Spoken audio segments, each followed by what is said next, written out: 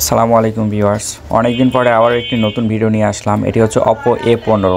তো এই ফোনের প্রধান প্রবলেম হচ্ছে এটা আপনার ডিসপ্লেতে মাঝে মধ্যে লাইট চলে যায়। তো লাইট চলে যায়, এটা ডিসপ্লে একবার চেঞ্জ করা হয়েছিল। ডিসপ্লে চেঞ্জ করার পরে আরেকটি নতুন ডিসপ্লে বাজার থেকে লাগানো হয়েছে, তারপরে দেখি একই সমস্যা। তো আমরা এখন যেটা করব, সবার আগে আমরা মাদারবোর্ডে যে ডিসপ্লে বেসটি আছে এই বেসটি আমরা দেখব যে কোনো জায়গায় লাইন মিসিং আছে নাকি, বা কোনো ধরনের শ্যাওলা বা কোনো দেখা যাচ্ছে নাকি, যার কারণে আপনার ডিসপ্লেতে প্রবলেম দেখা দিচ্ছে।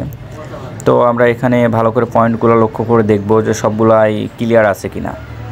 তো হ্যাঁ, সবগুলা মোটামুটি ক্লিয়ারই আছে। তারপরেও আমরা দেখব যে সবগুলো ক্লিয়ার আছে কিনা, গুনে দেখব যে পিনগুলো সব ঠিকঠাক আছে কিনা বা কোনো জায়গায় লাইন মিসিং আছে কিনা। তো মোটামুটি লাইনগুলো ঠিকঠাক আছে। তারপরেও আমরা একটু ভালো করে ওয়াশ করে নেব, ওয়াশ করে দেখি যে কাজটি হয় নাকি। হ্যাঁ, এটা থিনার দিয়ে ভালো করে ওয়াশ করে তারপরে চেক দিয়ে দেখব যে কী হচ্ছে। তো হ্যাঁ, হালকা একটু হট গান দিয়ে শুকিয়ে নিই, যেন এখানে থিনারে কোনো লিকুইড না থাকে বা কোনো জায়গায় যেন শর্ট সার্কিট না হয়।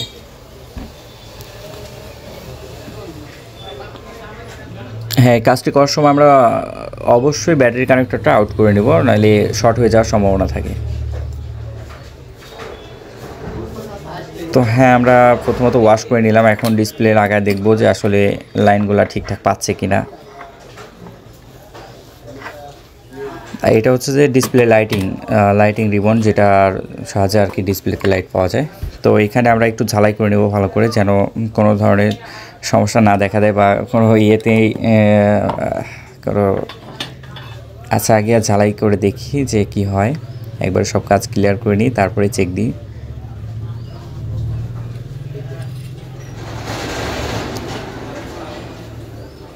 এখানে পয়েন্টগুলো একটু কালো কালো হয়ে আছে, মানে পানি জাতীয় কিছু পড়ছে আর কি।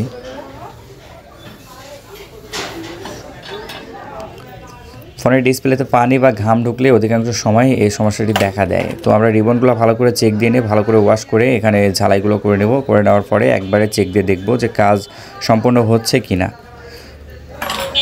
হ্যাঁ, এখানে পয়েন্টগুলো সব ঠিকঠাকই আছে। তো তারপরেও আমরা একটু ওয়াশ করে নিই, যেন একটু ভালো কাজ করে আর কি।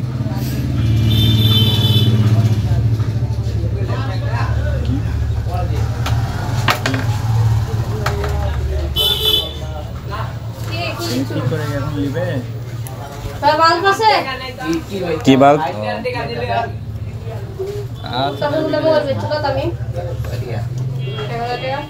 এখানে টেপ না জানিব, যেন এটা বডি না হয়। বডি হলে দেখা যাচ্ছে লাইটিংটা শর্ট হয়ে যাবে।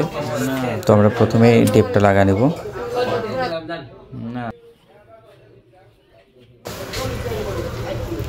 হ্যাঁ, ডিসপ্লেটা আমরা ভালো করে সেট আপ করে নিই, তারপরে চেক দিয়ে দেখি যে কি হচ্ছে।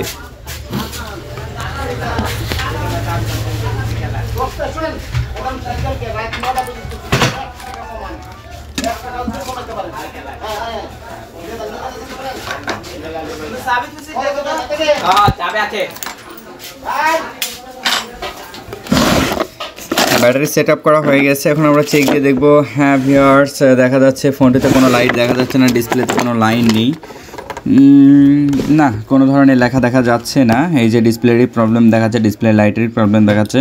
তো আমরা শেষ যেই কাজটি আছে সেটা করব, সেটা হচ্ছে যে আগে ডিসপ্লেটা খুলে নিয়ে হ্যাঁ দেখাচ্ছে আমি কিভাবে কাজটি করতে হবে। এটা অধিকাংশ সময় দেখা যাচ্ছে যখন টাচ নট ওয়ার্কিং, টাচে কাজ হচ্ছে না, সব কিছু ভালো আছে, কোনো জায়গায় ভাঙা ফাটা কিচ্ছু নাই, তারপরেও দেখা যাচ্ছে ডিসপ্লে টাচে কাজ হচ্ছে না, সেক্ষেত্রে আমরা এই কাজটি করে থাকবো। এবং ডিসপ্লেতে যখন লাইটের প্রবলেম হবে বা ডিসপ্লের কাঁপাকাঁপি ঝাপাঝাপি হবে, সে সময়টাও এই কাজটি করলে অনেক সময় হয়ে যায় আর কি। তো এই যে ডিসপ্লের নিচে যেই আইসিগুলো থাকে, এটি আমরা ভালো করে বের করে নেব। বের করে নেওয়ার পর উপরে যে স্টিকার থাকে, জুম করে ভালো করে দেখায় ভিউয়ার্স। এই যে এখানে অনেকগুলো কম্পোনেন্ট, অনেকগুলো আইসি থাকে, অনেকগুলো হচ্ছে আপনার ডায়োড থাকে।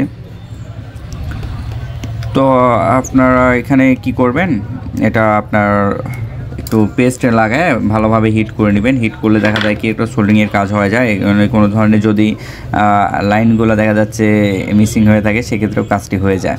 তো আমরা এটি ভালো করে হিট করে নেব। এই যে আইসিগুলো দেখা যাচ্ছে অনেকগুলোই আপনার হাওয়াতে মানে হিটের সাথে ভাসতেছে এবং ভালোভাবে ঝালাই হচ্ছে। তো কোনো জায়গায় যদি দেখা যাচ্ছে যে কোনো ধরনের লাইন মিসিং হয়ে থাকে তাহলে এটার সাহায্যে অনেকটাই কাজ হয়। তো আমরা আগে এটা হিট করে নেব। হিট করে নেওয়ার পরে এটা একটু স্বাভাবিক মতো হিট করবো, অতিরিক্ত হিট করবো না যেন আইসগুলো নষ্ট হয়ে যায় বা ফুটে যায়। অনেক ক্ষেত্রে দেখা যায় ওভার হিট হলে আইসগুলো ফাটে যায় আর কি। তো আমরা ওভার হিট করবো না, সীমিত পরিমাণে হিট করব। হিট করার পরে এই পেস্টগুলো টিস্যুতে মুছবো। তার আগে একটু দেখি ভালো করে সব জায়গায় হিট হচ্ছে কি না। হ্যাঁ, সব জায়গায় ঠিকঠাকই আছে।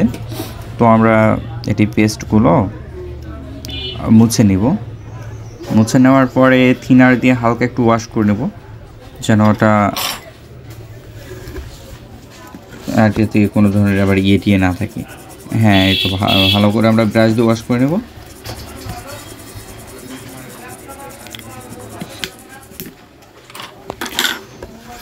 ওয়াশ করা হয়ে গেছে, এখন আমরা সেই একটু হাওয়া দিয়ে করব।